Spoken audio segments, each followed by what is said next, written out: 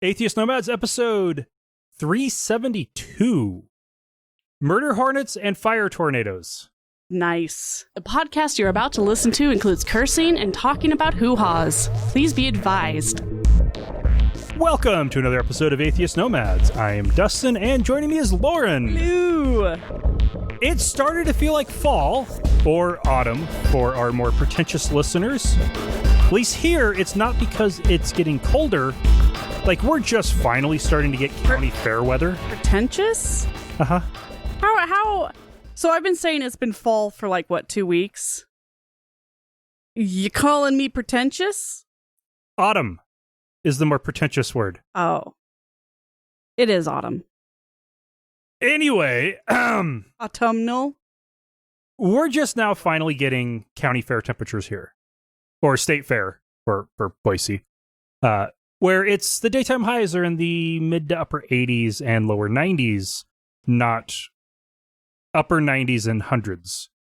Yeah, well, we had a nice little break there a couple weekends ago. There was a week of... In August. Yeah, it was nice. But it's mostly just because of the overcast skies. It's getting darker.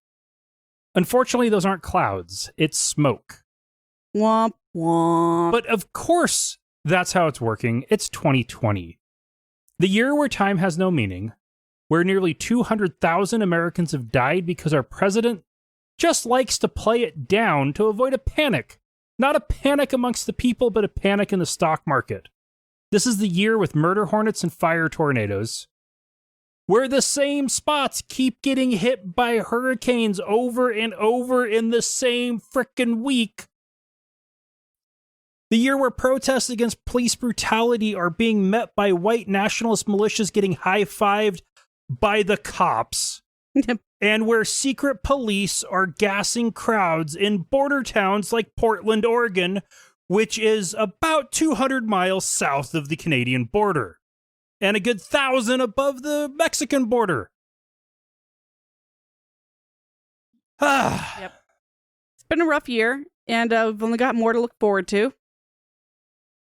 Everybody keeps talking about, oh man, I can't wait for 2020 to be over. I'm like, there's no guarantee that 2021 is going to be any better. This, especially when it comes to the climate stuff. No, we're screwed. This is going to happen from now on. The politics, well, go out and vote in November and we'll find out. Yeah. With climate change, we can expect more record-breaking hurricane years. Yes. This year has shattered every standing record, which the standing records had all been set in 2005. The year made famous by drowning the city of New Orleans. Yeah. And every single record has been broken over and over and over and over. Next year probably won't break this year's hurricane records, but it could. Yeah. It's more likely to than... And every year it's going to be more likely than it used to be to have record-breaking years. It's like the Olympics. Every Olympics, they're breaking records. Yeah. This is an Olympic year. Especially Olympics where Russians are doping. Yeah.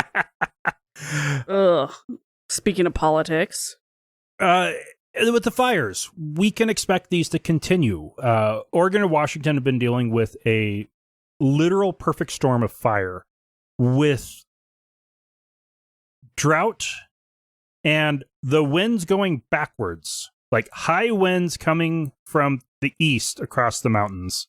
So dry air getting dried out by the mountains and then going across drought conditions, catching everything on fire. We can expect this to continue. The number of droughts we have had in the Northwest in the last 25 years has been a lot more than in the 50 years prior to it. Which is funny because I've lived in Idaho for 35 years, and I grew up hearing about droughts. It's not a new thing. Apparently, Idaho has always been in a drought. Apparently, that's just a thing. Droughts are a thing. They've always been a thing. They just haven't been this common. And Idaho hasn't always been in a drought. Idaho's has a lot of desert. It's always dry. There's a big difference between drought and desert. We get drought years followed by record rainfall and snowpack. That's not normal. California has been in a drought for for this entire millennium.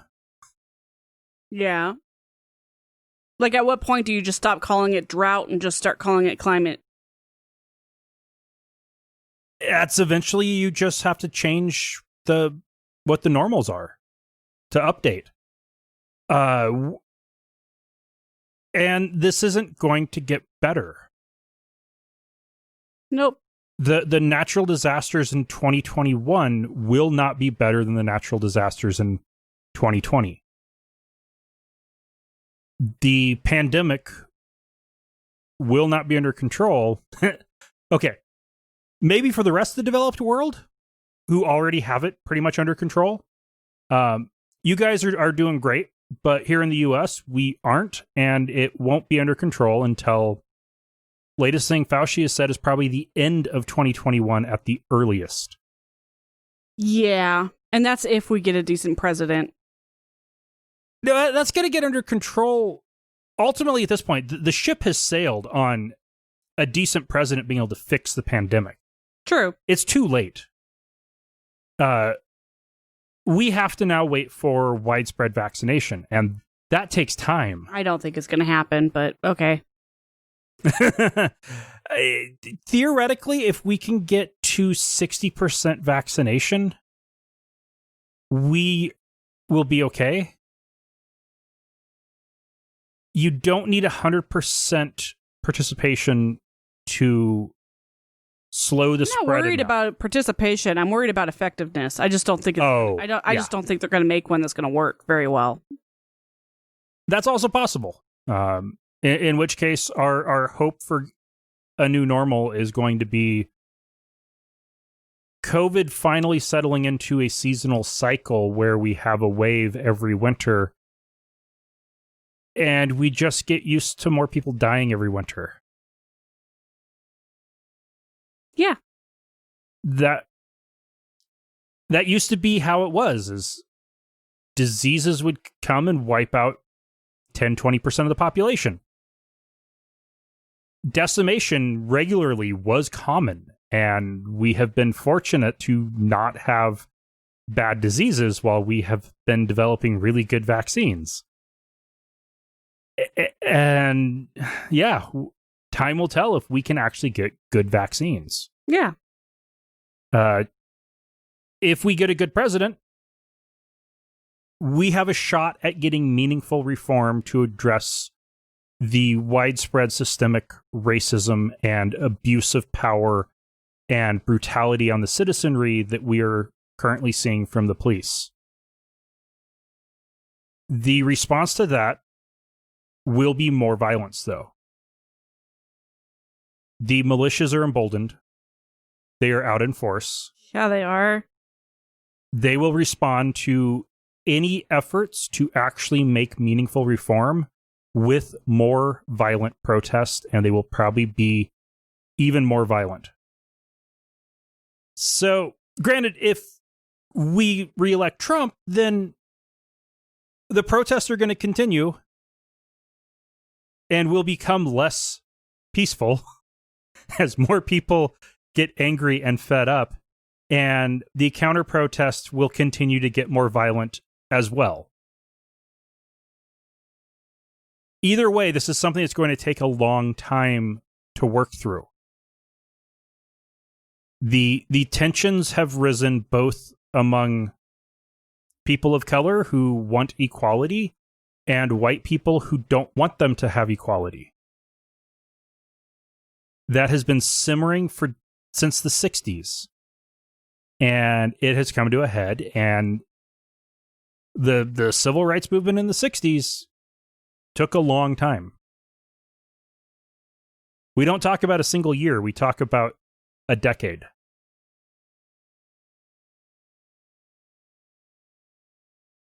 So I think if we're wanting to look for when to be positive, can't wait for 2031. Yeah. Or you look at the little things that are within your control. You know, that what's going on in your neighborhood, what's going on in your particular city, what's going on in your house. That's a good thing. Focus on that. Yeah. Because it's the same as, economics. If you try to focus on the big picture, you're going to drown in misery. But if you just get yourself to make it month after month, then you're doing okay. That's good. That's good enough. Yeah. This is also a week where we both had some medical stuff. I today got diagnosed with ocular hypertension. His eyes are stressed out, I guess. This is not something that surprises me. I have known I had high eye pressure since I was 25. At least surprisingly high since I was 25. And I had to change optometrists when Sears went bankrupt, and Sears shut down, and my optometrist, who I wasn't necessarily thrilled with, but had been going to for a while, I decided not to track down her new practice. I found somewhere else, and they have decades better equipment. Yeah, it's a good thing. Yeah, that Sears shut down, because if you just kept going, yeah, I'm going to be going in 3 months for a follow-up to check the eye pressure again. And they actually have the equipment in-house to do a glaucoma workup if the numbers are too concerning. And I have 2 of the 3 risk factors for glaucoma. I have family history of it. I have ocular hypertension. The only thing I don't have is visible damage to my optical nerve.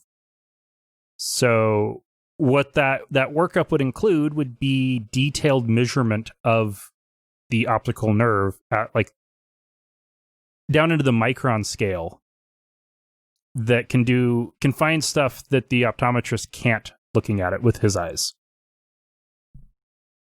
Get pictures. They'll usually give you copies if you ask. Yeah. I like to collect pictures of random body images. My own, not other people's. That's just weird. And you had a sleep study. Yeah. I had a sleep study to see if I qualify for narcolepsy. And they said, sorry, your sleep apnea is bad enough that it's messing up the sleep study. So go home. I'm like, okay. So back to square one. So you failed the sleep study. Failed the sleep study. And we'll have to get a CPAP and try that again. Because it didn't work last time. So, let's try again. And in the meantime, I'm taking, 2 naps a day, sometimes 3. I'm exhausted by 6 p.m. Oh, I thought you were going to say 8 a.m. If I can even get out of bed. Yeah, it sucks, but... Yeah.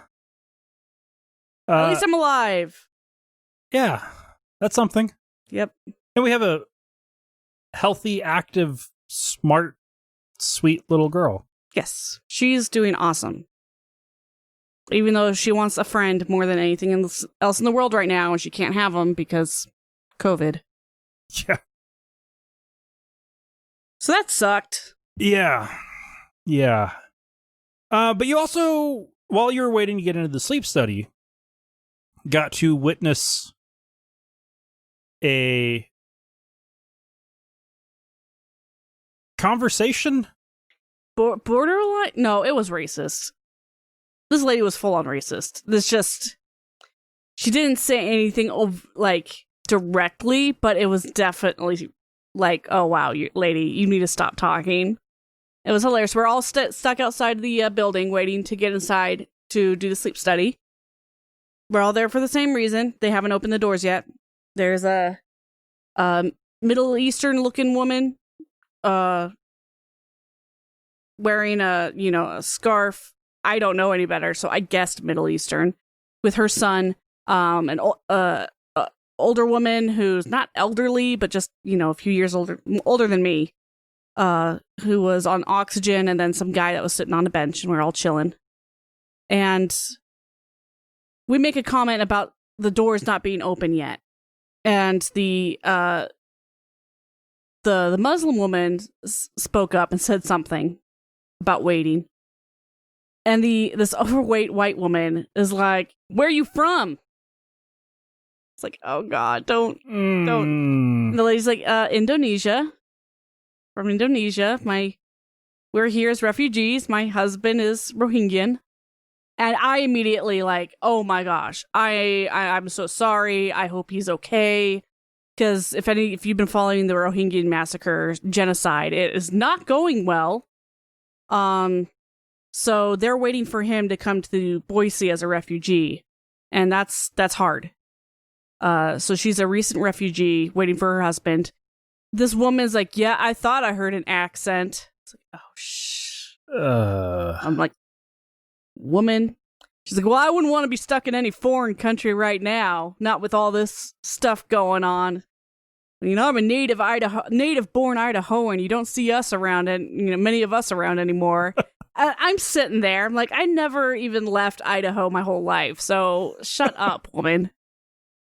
She just kept digging deeper. Yeah, and talking about how great America is, but not Portland. Wouldn't want to be in Portland, and those poor cops that got shot in New York. Oh man, that's awful. And I'm just like, oh my God. This woman's life has literally been turned upside down by a government that is like hunting down her people, and you're complaining about something that's not even relevant to your life right now. Right. And even getting details wrong in that. It was... Yeah, she mentioned something about 2 women cops. Guy in New York just came up and shot them. That was daylight. That was L.A. So she didn't get that right. One officer was a woman. The other one was male. Okay, so didn't get that right. Yeah. God, it was just like everything she was saying just made her sound more and more racist and more ignorant. And of course, I kept wanting to talk to the other woman because she was somewhat pleasant. But this lady kept talking about herself, so I couldn't get a word in.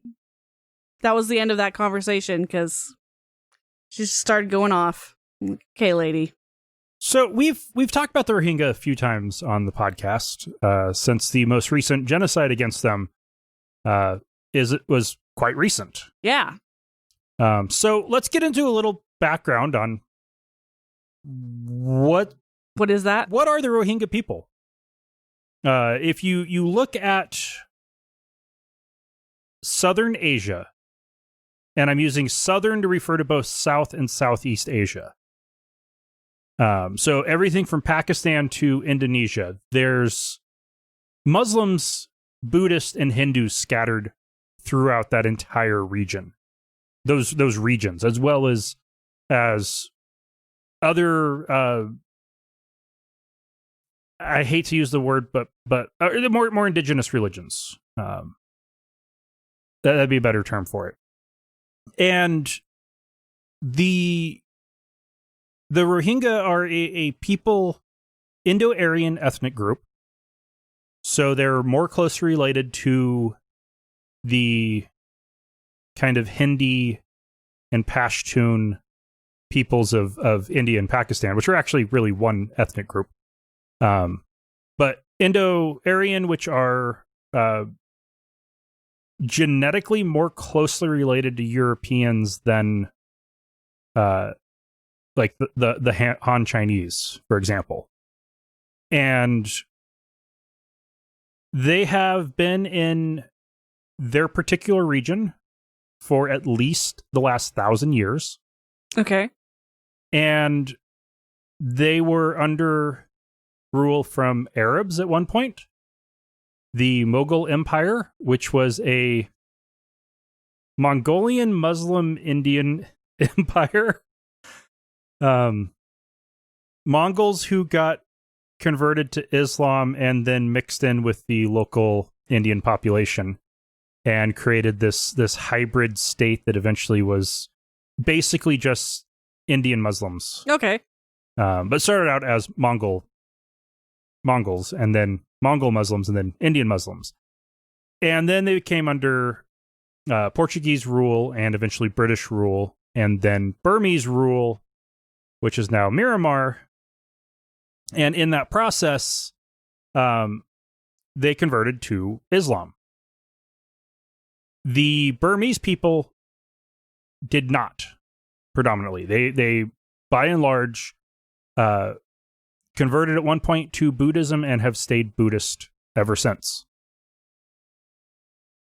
Then started in the 1940s when India was being partitioned, and part of that partitioning did include Burma, which was part of British India, sort of part of British India at various points. And the Rohingya started rising up against them in the 1940s. Okay. They didn't want to be under the rule of a ethnically different, linguistically different, culturally different, and religiously different group when there was a Muslim majority country literally next door to them. They just wanted the line to be moved just a little bit. Put them on the East Pakistan side, not the Burma side. And of course they lost. That didn't go over too well. No. And then in 1978, the Burmese military, which by this point was under the junta, the country was under a military dictatorship, and it was a pretty brutal military dictatorship. Among the groups they were most brutal towards was the Rohingya, because they were different, other, and Muslim. So go after them. The 1982 Myanmar nationality law decided who got to claim citizenship in Myanmar and who didn't. The Rohingya were denied citizenship. Which would have been fine if they had just been moved over to Pakistan, but they weren't, so... Well, by that time, it would have been Bangladesh. Pakistan had divided by that point, so it would have been Bangladesh. But nope, not allowed that. Not only that, but they were not allowed to leave their specific region that they lived in. No freedom of movement. Without citizenship or freedom of movement, no ability to cross the border into Bangladesh. They were denied state education and denied access to civil service jobs. Yeah. Many people have compared this to, including Desmond Tutu, compared this to South African apartheid. Not great. This, of course, never stopped. There were major crackdowns from 1991 to 1992, again in 2012, again in 2015. And by crackdowns, the correct term to use would be genocide. Yeah, they claimed it was terrorism and that they were just going through and sweeping through areas that had a lot of terrorist activity. That meant killing everybody, women and children, in blind fights. Yeah. Raping. We looting. can see examples with in Xinjiang in Western China, the genocide against the Uyghurs is very similar. Just China's a lot more organized and methodical in it. So when they go and do it, they go much quicker. It took the government of Myanmar until 2018 to finally rid their country of most Rohingya. Estimates as of March 2018 put 1.3 million Rohingya in Bangladesh, only 400,000 in Myanmar, 350,000 in Pakistan, 190,000 in Saudi Arabia, 150,000 in Malaysia, 50,000 in the United Arab Emirates, 40,000 in India, 12,000 in the US, and then smaller populations, all the way down to 11 in Finland. And they keep popping up in the news because there's boats and boats and boats of them who are stuck at sea. They keep, like, Australia turned them away. Mm-hmm. And then COVID hit, and now everybody else is turning them away because of COVID. So these guys, 200 plus to a boat, are just sitting at sea waiting to die because they can't go anywhere. Yeah.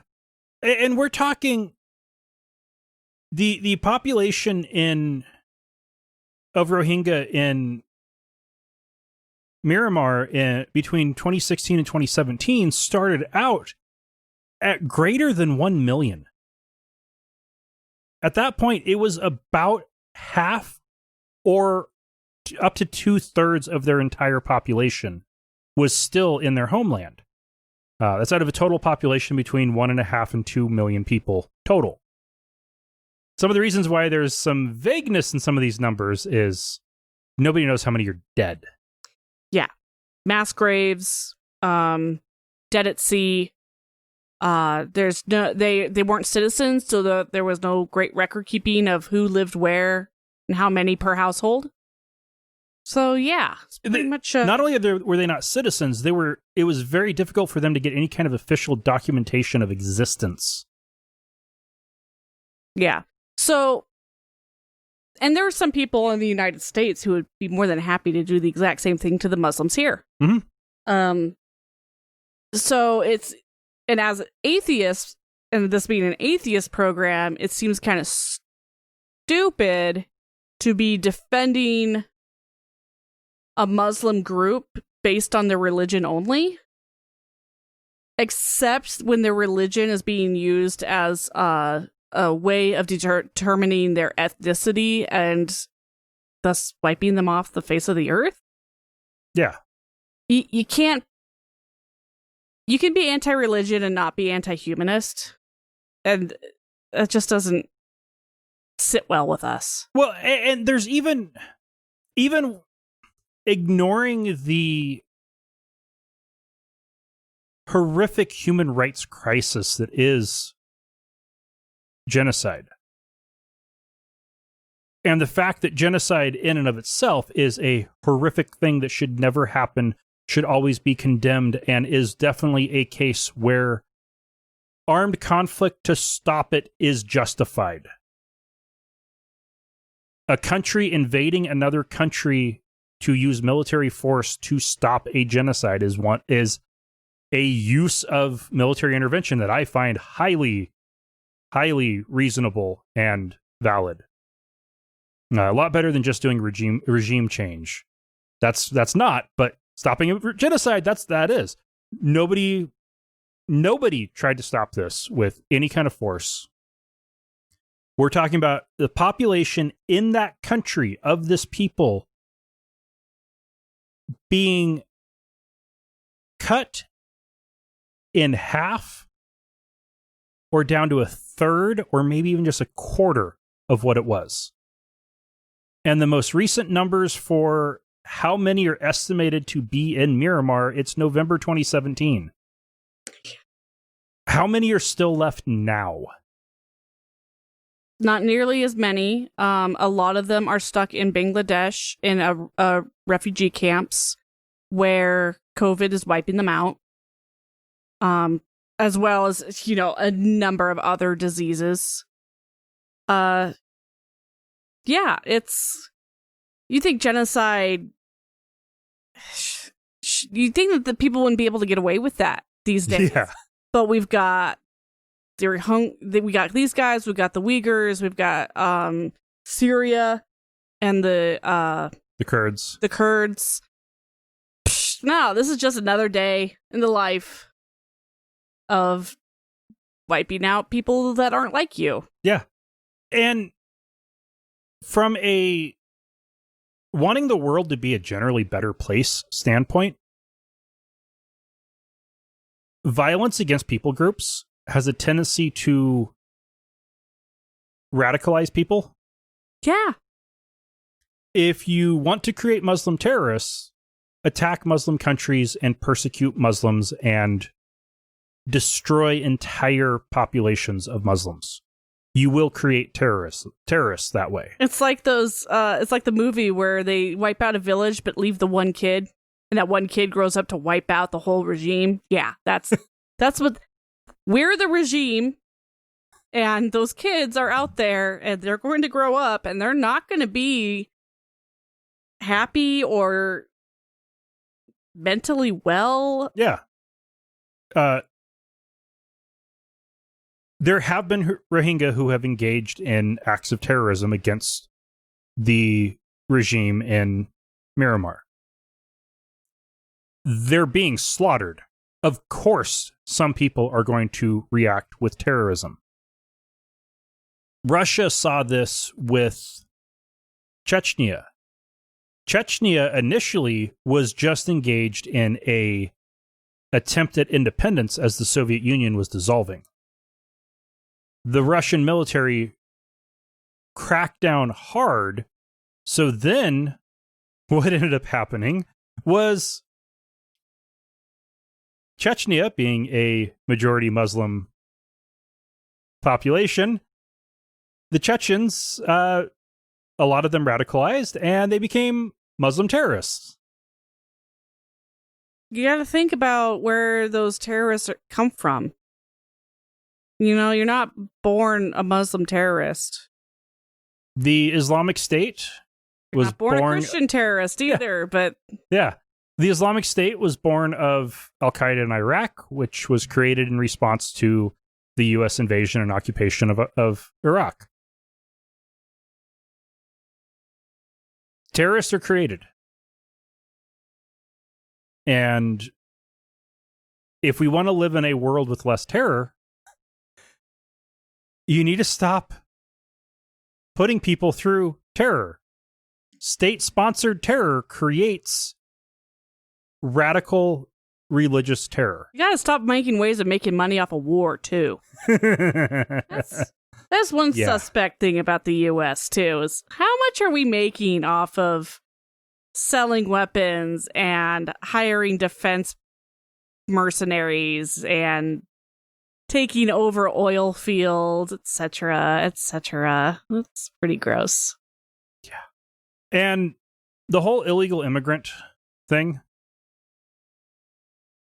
Myanmar claims that the Rohingya are illegal immigrants from Bangladesh. From over 1,000 years ago? Nope, more recent than that. Okay. They deny the early history. They say that they are,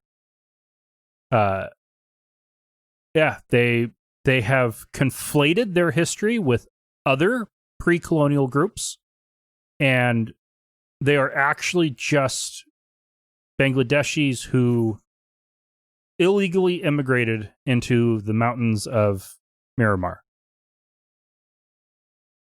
Now, I can imagine that some of that is correct. Some of that has happened. Maybe? Maybe a couple hundred people? I mean, possibly. I don't doubt that hasn't happened. I'm not aware of any evidence either way. But I'm pretty sure that over 2 million people have also lived there for generations, and yeah. Oh well. But people throw around terms like illegal immigrant to justify horrible things in lots of places. Yeah. So in Tennessee, 2 atheist families got the American Civil Liberties Union of Tennessee to file a lawsuit on their behalf against their local school district, Smith County Schools. The claim there was that these schools were illegally promoting Christianity. The specific details, well, I'll just read the excerpt from the ACLU news release on this. Writing about what the judge ruled, along with a consent decree and an injunction that the school did agree to end the lawsuit. Quote, school officials may not incorporate official prayer into school events, pray with students, or encourage or promote student prayer. They also are prohibited from promoting their personal religious beliefs to students, posting religious iconography, and inviting outside guests or third parties to pray during school events, proselytize students, or distribute religious literature to students in class. They have been literally handing out Bibles in class. They have a large cross painted on the wall of their gymnasium. School officials pray during assemblies, lead the student body in prayer during assemblies. These are all direct and clear violations of church-state separation that have been going on until now, unchallenged. That blows my mind. It's 2020. Maybe everybody really is just that Christian there. Like, as the demographic trends are suggesting, Americans of the millennial and later generations are losing religion at a rapid pace. Whoop, whoop. Not everybody grows up and moves to the city. Some do go back home or stay home. Those aren't people who are immune to losing their religion. And we are going to be seeing more and more people growing up in towns where everybody was Christian who are not Christian anymore. Mm-hmm. And their kids are going to go to school, and then they find out about all the illegal things that are happening in their schools. Coloring pages of Jesus riding dinosaurs. Oh boy. I mean, it was just like everything you could possibly do wrong. The list for that was just, it's like, oh boy.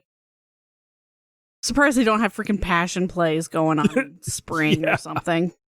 Yeah. Well, can't say for sure they don't. True. The list of things they were doing was relatively short and certainly sounds like it was not complete. Yeah. Jehovah's Witnesses, through their Watchtower Society, which is actually the official governing body of the witnesses, have issued a statement about COVID-19 treatments. Because if anybody's going to be a stick in the mud about treatments, it's going to be them. Traditionally, Jehovah's Witnesses have been opposed to blood transfusion and have left matters of less than or not blood cells to the conscience of the member, with some rejecting anything derived from human blood or animal blood, and others accepting if it's not blood cells, it's okay. So plasma and plasma products are okay. The Watchtower Society has now concluded that convalescent plasma, which has for the last century been used pretty regularly to treat especially novel diseases, as a way of giving people early on in the infection a better chance at being able to fight it off and not get worse.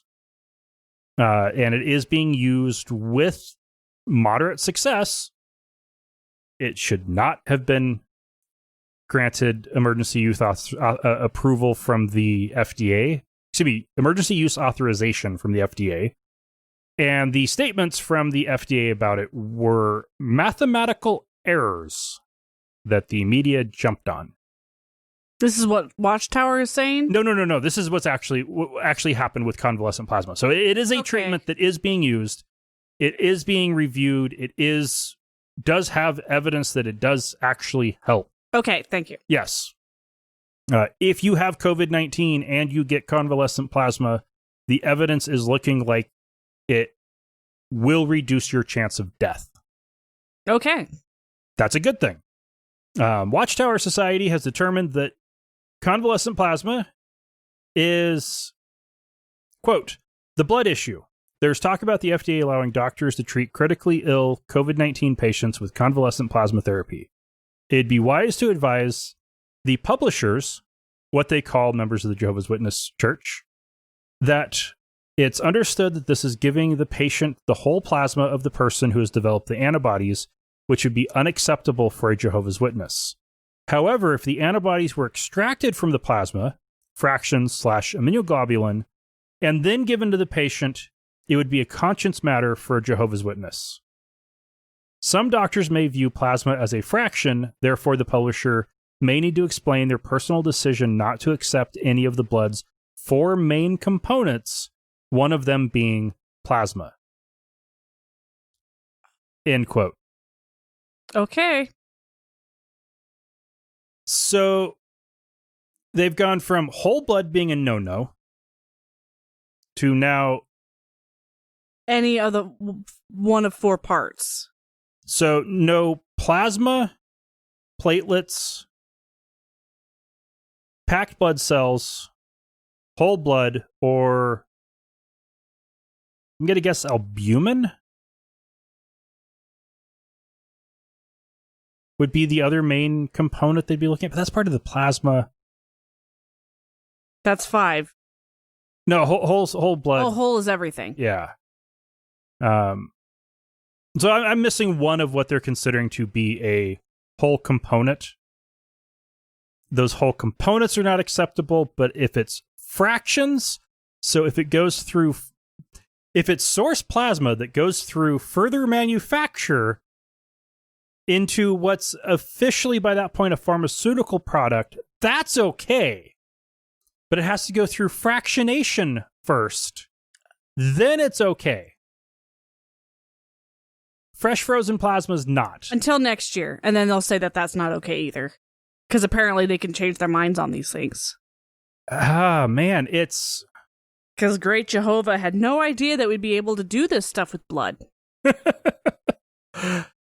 And, like, I would view...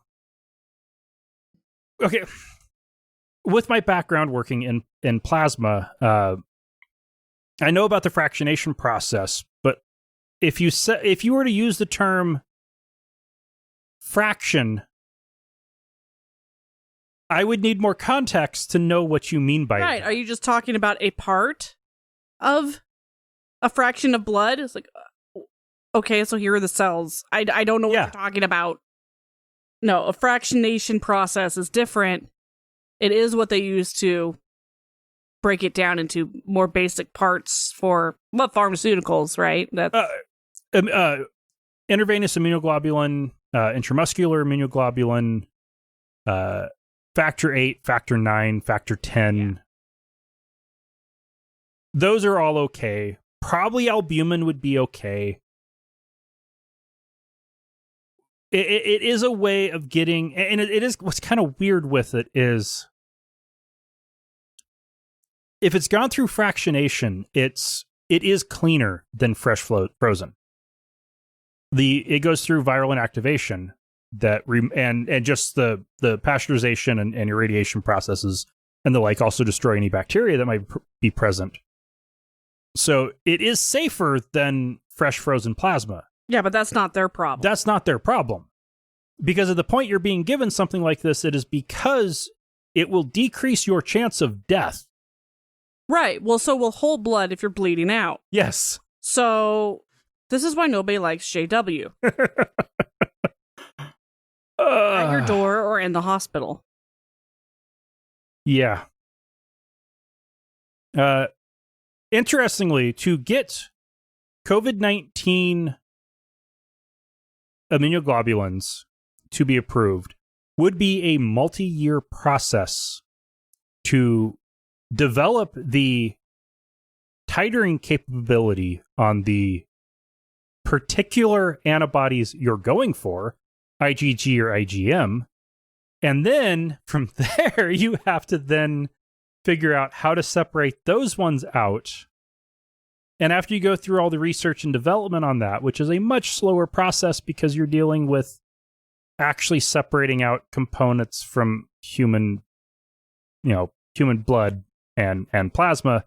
And that's a lengthy process. And then the approval process is even more lengthy, especially considering that the approvals for anything plasma related are brutal as a result of the hemophilia community getting almost universally infected with hepatitis C and HIV from their clotting factors they were getting in the 80s. See, I just get all of my antivirals straight from the aborted fetuses. Suck them out. Oh my God. In Missouri, their now former gubernatorial candidate, I say former because she lost her bid to challenge the sitting governor for the GOP nomination for governor. Okay. She ran against him thinking he was too liberal, I'm guessing. It always is. Not enough of a Trump supporter. She got 12% of the vote. He got 75%. It's pretty good. Yeah. She posted a picture on Facebook of herself inside a Walmart. Walmart requires mask wearing in all of their stores. She is not wearing a mask and had the caption, Instagram protest. quote, "I'm not afraid to take a stand. Are you? I walked in Walmart tonight without a mask, and I refuse to wear a mask anywhere I go from now on unless I choose to. That's my right, as it is yours. But really, this is not about masks. Masks are just a symbol of deception and oppression. It's compliance training for what's to come. It's about control and instilling fear in America. Fear is not of the Lord, but of the enemy. Despair is the absence of faith. This is all part of a demonic ritual to get rid of our individual God-given rights. BLM just said it. It's a spiritual battle. They are chanting to dead spirits, practicing witchcraft. Our bodies, our faces are created in the image of God. We shall not veil our faces spiritually or practically." Yeah, wow. She had to bring in the whole racist thing, too. Uh-huh. Witchcraft. Nice. Yep. So yeah, Black Lives Matter is just witchcraft. And I just love how walking around Walmart is this, like, my God-given right. It's like, fine. Go fuck off. Except it's not. Walmart is private property. Conservatives are the people who tend to most loudly proclaim that businesses should be free to discriminate against Anybody. Gays, blacks, women, whatever. Mm-hmm. It doesn't. They have that right until they're on the other side of the coin. And then all of a sudden it's like, well, Personal liberty. That's my religious right to not wear a mask to prevent spread of disease. Wow, really? You don't wash your hands either? Because if we're made in God's image, God had germs too. Oh my God, it's just hygiene. We know about this now. We can see the germs in microscopes. Oh man. Yeah. Yeah. She's dumb. What do you say? She's dumb. All right, so that's all I've got for news.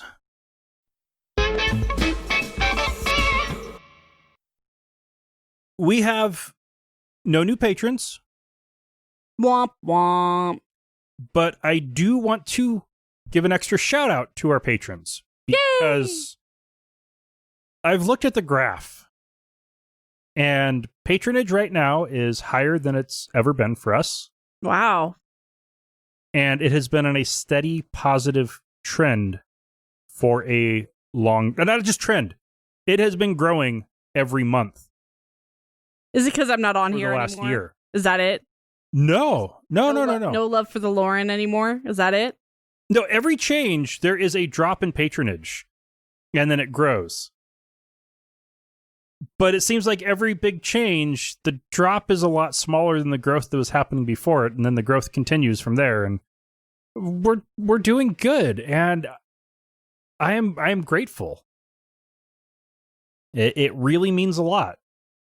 Wait, hold on. You're only allowed to be thankful like once a year, right? Like in November or something. You got to save this up. I reject that premise, and I can be thankful then too. Okay. So we are very thankful, of course. Yeah, it especially since I've been busy and not putting as much effort into the podcast as I historically have. And if anything, I would have expected the numbers to drop, not keep climbing. So, thank you. Maybe less is more. Less of us is more. Oh, maybe. Yeah, I'm not going to go there. Yeah. And don't think about it too hard. For the contest, we have 5 copies of The Buddha's Story. These are signed, and for patrons watching on YouTube, you can see the signature page there and the cover. And we have, at present, 2.5 entries. Okay, so we have 2 by text, 1 verbal, which I dragged out of Danielle. Which I don't know. Josh. I think it was the Pope. Oh, which is self-explanatory. You don't have to argue the Pope. Total bum. I don't know. We'll see. All right. And we're going to start harassing our neighbor for something. Okay, so we're at the point where I plan on keeping one of these. If one more person by next week puts in an entry, we will have 4 to give away. All right. Seriously, all you have to do is send in a submission and you will get a book. If a whole bunch of people do, then we'll get more contests. But the question is, who is the biggest bum who is still being worshipped and or revered by a current religion? And the answers have not been ones that I would have expected. So that's the whole point, right? Yeah. No lowballing here.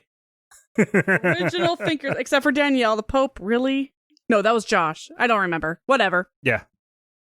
So yeah, please get in your submissions. And next week, if we have one more, at least one more, will be the closeout, and we will be reading the winners. Sweet. So that wraps it up for this week. Listeners, remember, not all those who wander are lost.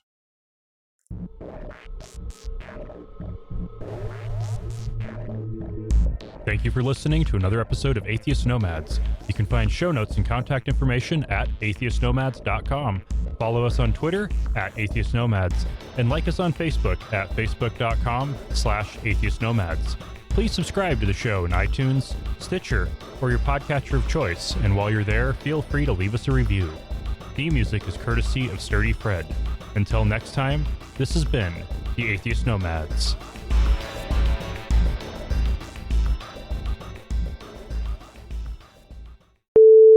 We are now joined by Kylie. Hi, Kai? Yeah, so Kylie. Oh, okay. Oh, no, don't push it away with your feet. No. Mommy, can you assist? Mama, check. All right, so Kylie. Don't turn it away. Bring the microphone back around.